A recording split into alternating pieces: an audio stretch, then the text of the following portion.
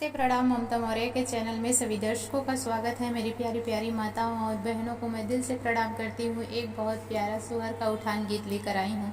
Please आप लोग ज़रूर सुनिएगा, सपोर्ट कीजिएगा। बहुत प्यारा सुअर उठान गीत है। लालनी जन में कोठरिया में बड़ा दर्द होला कमरिया में। लालनी जन में कोठरिया में बड़ा दर्द होला कमरिया में। बड़ा दर्द होला कमरिया में।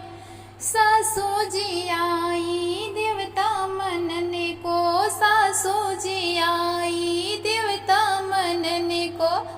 पियरी छूटा बजरिया में, बजरिया में बड़ा दर्द होला कमरिया में। पियरी छूटा बजरिया में, बजरिया में बड़ा दर्द होला कमरिया में। लालनी जन में कोठरिया में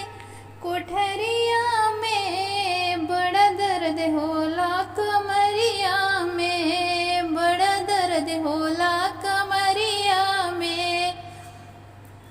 जेठनी जी आई पिपली पिसन को, जेठनी जी आई पिपली पिसन को। हरेवा छूटा बजरिया में, बजरिया में बड़ा दर्द होला कमरिया में। हरेवा छूटा बजरिया में, बजरिया में बड़ा दर्द होला कमरिया में। लालनी जन में कोठरिया में बड़ा दर्द होला कमरिया में। बड़ा दर्द होला कमरिया में। ननदा जी आई कजला रचने को, ननदा जी आई कजला रचने को। कंगना छूटा बजरिया में, बजरिया में बड़ा दर्द होला कमरिया में। कंगना छूटा बजरिया में, बजरिया में बड़ा दर्द होला कमरिया में। लालनी जन में कोठरिया में